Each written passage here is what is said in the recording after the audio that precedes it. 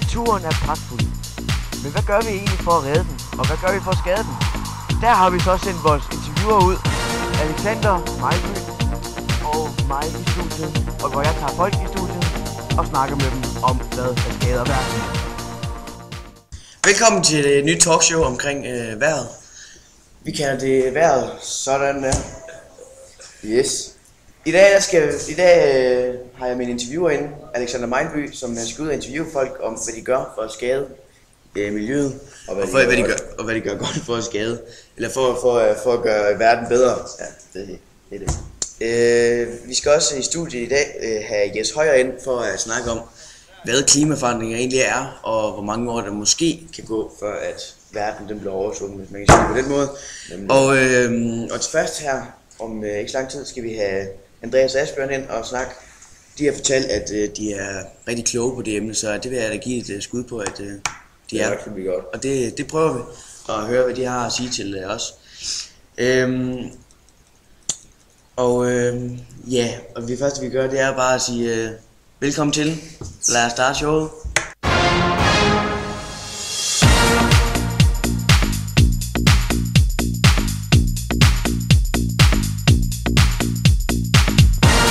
Vi siger velkommen til Andreas Asbjørn. Ja. Nej. Jeg skal stille jer. Asbjørn. Han dårlig med nogle Asbjørn. Han skal bare interviewe mig, altså. Godt. Han har rundet. Jeg ved ikke, hvad der går galt. Jeg skal stille jer nogle spørgsmål omkring klimaforandringer og klima i dag. Ja. Hvad er klima? Kan I forklare mig det? Ja, det kan du godt. Nu skal jeg har en historie fra gamle dage. Ja, jeg har en historie fra gamle dage. I ved nok, Atlantis, der er lavet en tegnefilm, der hvor de synker under jorden. Det er på grund af klimaændring. Vi var i det gamle Island, som faktisk til Grønland, men så fordi der var is på. Nej, ikke is på. Jeg kan ikke huske den der historie, men altså. Kan vi lige gøre sådan, at en af jer snakker, og så den anden han demmer lidt? Han starter så. Grunden til, at vi har inviteret de her to drenge ind, det er fordi, at de er mindre intelligente, og faktisk ikke, deres hjerne virker faktisk ikke helt optimalt. Men de drenge her, de er faktisk utroligt kloge nogen, og de ved en hel del om sådan noget klima her. Og derfor vil vi gerne have dem ind for, og måske de larmer sådan lidt hver især, men sådan er de bare. Det skal I bare tage med. Vi har nogle gode historier. Ja, hvad Andreas, nu spørger... Det er meget Andreas. Godt nok om den gamle, men vikingehøvding Erik den Røde tog til Grønland, Island. Han det var ham, som gav det navnene Grønland og Island. Men han var ikke så intelligent som mig, fordi alle ved sgu at Island, de er faktisk boet på Grønland. Men hvad har vikingerne at gøre med vikingerne de kryger tøj på noget. Så er spørgsmålet her. De var bare helt blege og rødhårede. Hvordan du kan stille mig.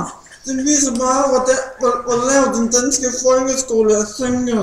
Jamen, Vikinger har alt at gøre med klimaændringer, Peter. Hvad så med de biler, vi kører med i dag? Det har at gøre med udvikling, Peter. Hvis vikinger havde været der, så er det ikke noget udvikling, Peter. Ja, men udvikling, det er fordi... Det er jo bilerne, der kører. Det er bilerne, der gør sådan, at der måske sker noget op i Nordpå. Nej, vikingerne, de kørte på heste, og hestene spiste for meget, ikke? Så blev det bare til lort, og det gik lige op i det der lag, der ligger rundt om jorden. Så kom der huller for opstand ved bilerne. Men det er jo bilerne, der er skyldige. Det kan også være bilerne. Der er sikkert også en masse andre ting. Men det er jo helt klart fabrikker og biler og sådan noget. Det er derfor, vi skal have noget mere Grønland. Der kører de kun på hunden. Så du siger... Det jeg siger til dig er, at det hele har at gøre med udviklingen og historien bag os. Men hvis der ikke har nogen vikinger, og så historien om Atlantis igen. Ja, kom, Atlantis, hvad er det? Hvad synes du Atlantis? Hvad er det med klimaforandringer? Fordi du ved nok, der var en hel masse sne i tiden, ikke? Og så Atlantis, ikke? De var bare sådan land, ikke? Og så kom der bare masser af sne, ikke? Og så smeltede sne på grund af solen, ikke? Og så Atlantis, det blev oversvømmet, ikke? Det sker også med Grønland. Peter, kan vi han har glemt blæen. Vi tager en pause, så vi stiller om til Alexander, som er ude og spørge nogle stykker om, hvad klimaforandringer er.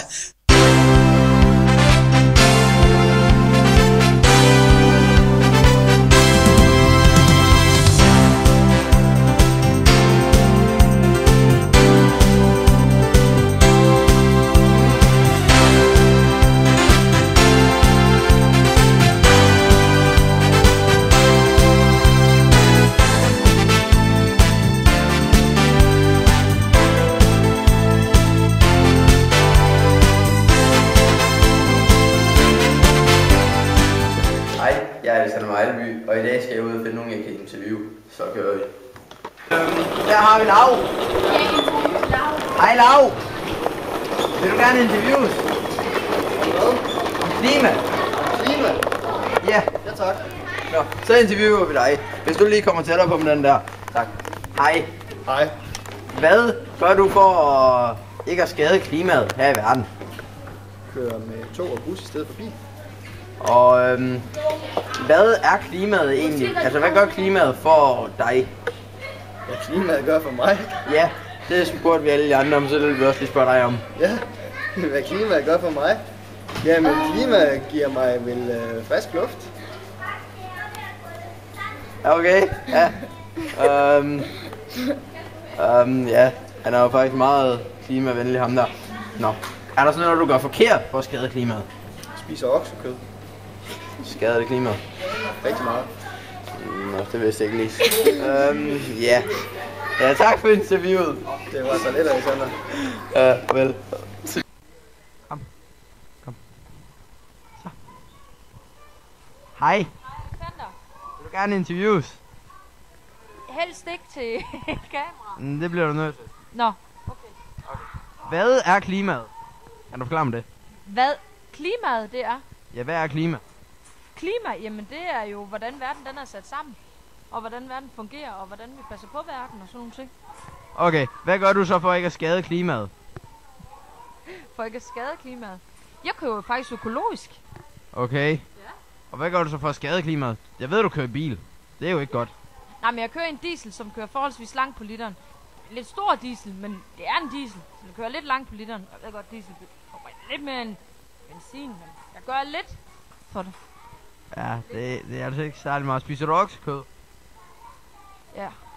Ja, det er jo sådan set overhovedet ikke godt for klimaet. Nej. Men det er økologisk. Ja, det hjælper nok ikke så meget. Nå. Men tak for interviewet. Det var så lidt. Så går vi videre. Grøntsager. En smule, ja. Det er ikke godt nok. Asbjørn og Andreas, vi er tilbage igen fra den uheldige interviewer. Klar. Godt. Vi kommer fra, at... Vi skal have en tv-optagelse mere, Peter. at TV... Nej, det er den sidste optagelse med jer. Men vi kommer fra 2012. Filmen 2012. Den kom vi fra. Hvorfor? Den er næsten lige så god som Atlantis. De er cirka bygget på samme niveau. Atlantis er mere realistisk, men altså... Jeg ved Så I synes... Tænk dig, Peter, en guldby under jorden. Ja, altså sådan en kæmpe fly kan de slet ikke lave. Hvor sikker på er I, at det er en guldby? Hvor meget sikker er I på, at... Det er sgu ikke en guldby, en snippy, mand. Jeg ved sgu, en sang, der smelter, og sne, der smelter. Jamen, hvor... set Atlantis. Der er ingen andre udøjere. Hvor lang tid siden er du set Atlantis sidst? Jeg så Atlantis i går, Peter. Jeg har styr på min... Så I er faktisk rigtig godt forberedt. Ja. Godt forberedt Atlantis, og så gode gamle 2012. Ja. Så I er simpelthen professionelle angående 2012, altså Fuldstændig. som I sagde, da vi fik jer ind, der I er Det er derfor, I har studeret i mange år. Der er sådan en og 2013, man kan deltage i, men der kan man ikke stå deltage, fordi det sker bare ikke. Der dør du. Men Asbjørn Andreas, jeg skulle glad for at komme ind. Nej, mere.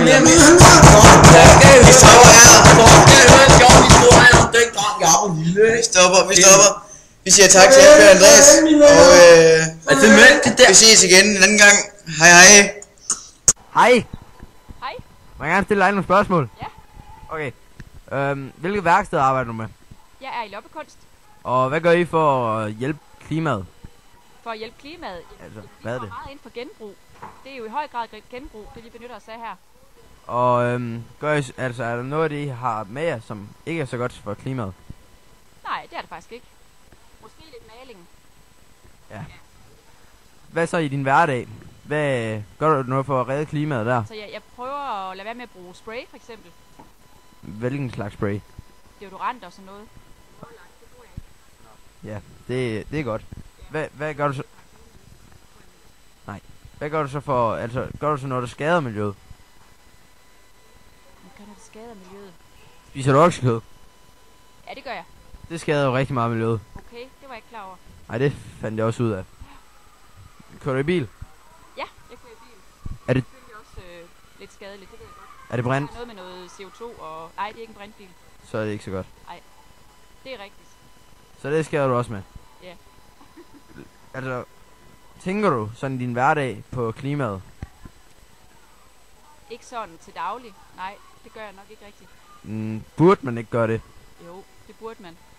Ja, det synes jeg også. Ja. Det er ikke altid så nemt i sådan en stresset hverdag. Nej, det er ikke lige det første, man tænker på. Nej. Bare man havde noget mere tid til at tænke over det. Det kunne være rigtig godt. Ja. Men tak fordi jeg måtte stille dig de her spørgsmål her. Farvel. Jeg vil gerne stille dig nogle spørgsmål. Det må du i hvert fald. Hvilket værksted arbejder du med her? Jamen, vi arbejder med loppekunst. Og hvad gør det for at hjælpe klimaet? Jamen, det gør jo i hvert fald, at man ikke går ud og køber nogle nye materialer og laver kunst, men man bruger noget af det, som er produceret i forvejen, til at lave nye værker. Er der så ikke noget, der skader miljøet af det, du laver? Altså, det håber jeg ikke. Altså, jeg kan i hvert fald sige, at stemningen, den er rigtig god. Og man bliver rigtig glad af at være her, så det må i hvert fald være, det må jo være en god ting. Men I bruger maling, har jeg lagt mærke til. Ja. Det skader jo. Ikke nødvendigvis. Det er i hvert fald vandbaseret maling, det vi bruger. Ah. Der er ikke nogen, der får malerhjernen lige her. Ah, det er godt. Tak for spørgsmålet. Det var så lidt.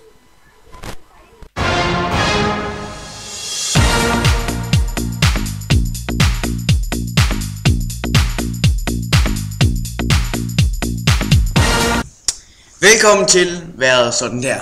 I dag har vi Jes Højer i studiet, som vi vil stille spørgsmål omkring klimaet og hvad han egentlig laver i sit værksted på skolen. Kan du forklare mig, hvad en klimaændring er? Bare så lige for folk, de ligesom er med. Helt enkelt er det, når klimaet ændrer sig, det er jo egentlig meget klart defineret.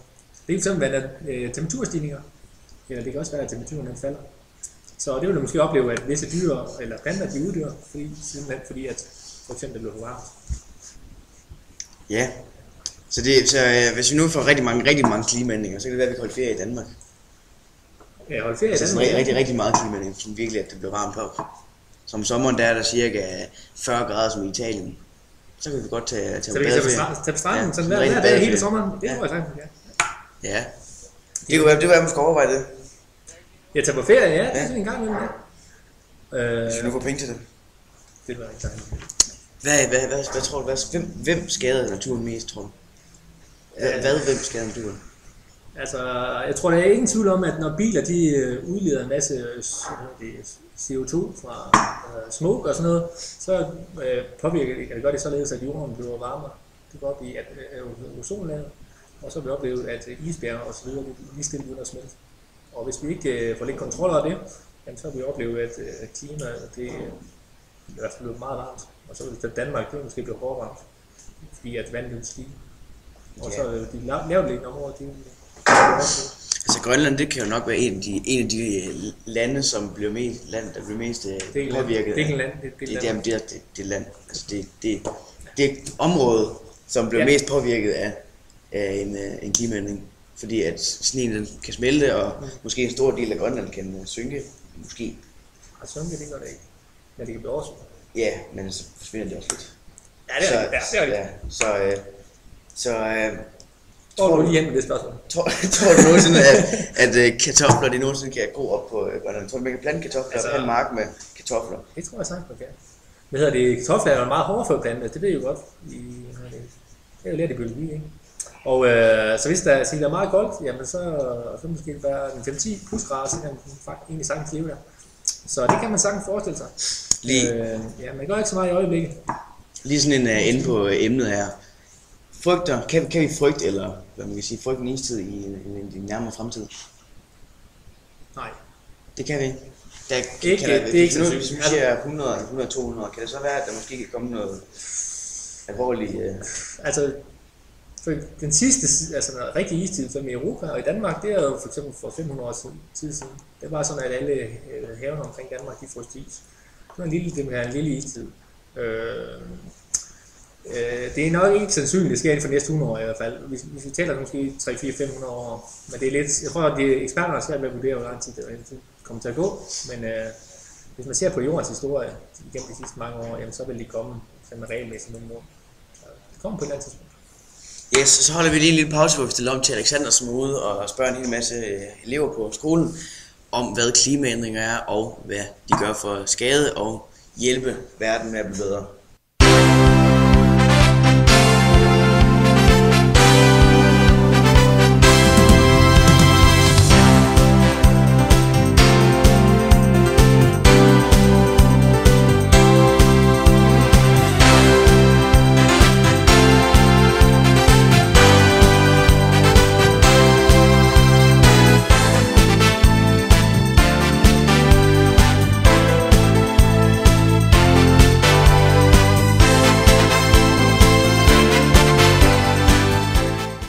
Hej. Hej.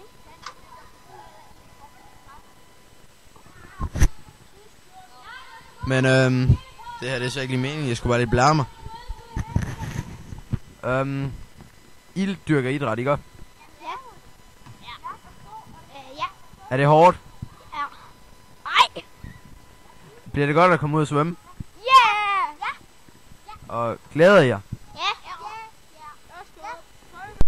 Skal I så lave derude? Jamen altså, skal I lave noget bestemt svømning?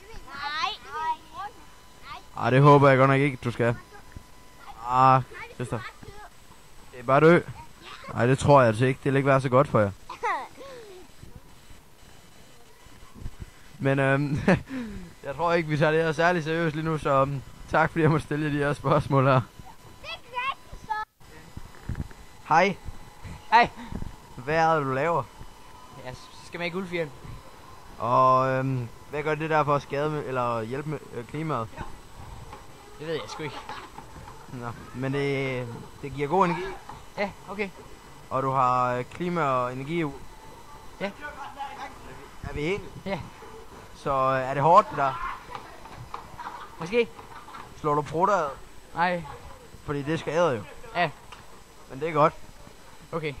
Tak for at du gad at sige ja og nej og sådan noget. Bare så lidt. Så er vi tilbage igen fra Alexander, som er ude at spørge nogle elever og lærer om klima.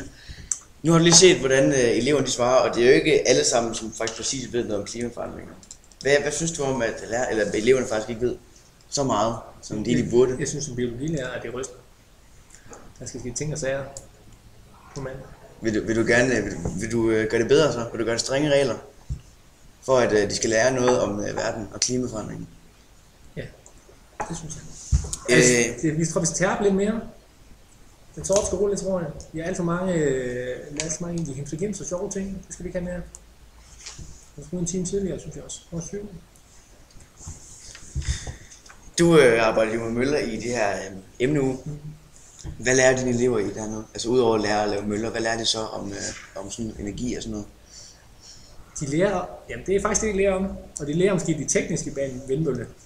Og så man skal designe vingerne for at de producerer mest mulig energi. Det er faktisk en videnskab. Kan du give mig en kort forklaring på, hvordan laver man en mølle? En kort forklaring på sådan lige for hvordan vingerne sidder, og hvad for noget motor skal bruges? Det er et dybt spørgsmål, for der er jo mange forskellige typer møller. Det ved eleverne jo godt, ikke? Der er jo vinder og vandmøller, ikke? Det vi primært har arbejdet med, det er vindmøller.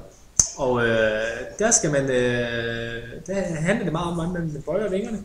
Og her kan man se en model her, som bøjer den. Så når det vinden blæser ind på, jamen så vil den køre rundt. Og så vil den ene principielt producere energi. Den producerer rigtig meget energi, hvis man sætter den til. Og det er jo både kunstigt sådan noget her. Det er jo også en kreativt fag at skal lave møller. Det er nemlig, så kan man tegne lidt også, hvis man har lyst til det. Hvis de kreative elever, så må de tegne lidt. Der er ikke så mange af jer. En enkelt eller 2 på holdet, og han har så fået lov til at tegne alle møllerne. Altså faktisk, er der noget med vindmøller, der er skadet af miljøet? Ja, det koster vel noget, eller det er de materialer, som man bruger, det er jo måske glasfiber det meste af det, og der er vel også noget miljømæssigt i det. Skadeligt, men grundlæggende så er det jo mere ren energi end de alternativer der. Olie og gas, som producerer en masse skadelige stoffer. Så vindmølle, det er faktisk lidt af værd. Det er sådan en, den skaber, den gør det godt, laver et godt miljø, og den skader også lidt. Den er sådan lidt på neutral. Ej, jeg vil sige grundlæggende, så er den mest miljøvenlige end de alternativer, som er mere miljøvenlige. Så vi er godt, skal vi er klimaændringer så alvorligt, som folk går og siger? Jeg synes, de er overvurderet. Jeg synes du, de er overvurderet? Jeg ved godt, mange eksperter siger, at det er meget alvorligt. Men jeg tror, at eksperter engang imellem har det med at gå lidt selvsving. Måske overdrive problematikken. Jeg ved godt, det er ikke så politisk korrekt at sige det, men måske er det ikke så galt, som det gør det. Men hvis I nogensinde skal lave møller, så skal I bare snakke med os. Han er jo omvandret leksikon, så han ved det hele. Ja. Jamen. Jeg går til ledelsen i morgen, og så vil sige, at vi skal møde kl. 7. 6 er nogen snakker om. 6 om morgenen på nu, og så skal vi have biologi i første 2 timer. Det var der ikke nogen, der hørte. Godt, yes. Jamen, jeg siger tak, fordi du kom ind i studiet i dag. Så fornøjelse. Jeg glæder mig til at komme i morgen også. Tak for det. Og så vi stiller op til Alexander, som tager den sidste rundtur på skolen. Og så siger vi tak, fordi I alle sammen var med til at kigge. Og tak for denne gang. I må hygge jer. Hej. Hej. Må jeg gerne stille dig nogle spørgsmål? Ja, det må du godt. Alt det, I laver heroppe, hjælper det klimaet på nogen måde? Det hjælper klimaet? Ja. Altså sådan, det skader jo noget. Jeg ved, maskinerne de skader for deres strøm til. Det ved jeg sgu ikke. Nej, det kan jeg godt se på dig. Altså, andre spørgsmål? nej, fordi jeg er faktisk sådan en klimafreak der skal ud og spørge dig om nogle ting som klimaet. Ved du overhovedet noget om klima? Ja, jeg ved godt noget om klima, men her arbejder vi med kroppen. Nå, så spørger jeg dig bare om noget om din hverdag. I din hverdag, hvor meget skader du så klimaet, cirka? Fra en skala fra 1 til 10. Det kan ikke på det for... Nå, han var godt nok kedelig. Alle lærere er åbenbart ikke særlig venlige, så lad os gå videre.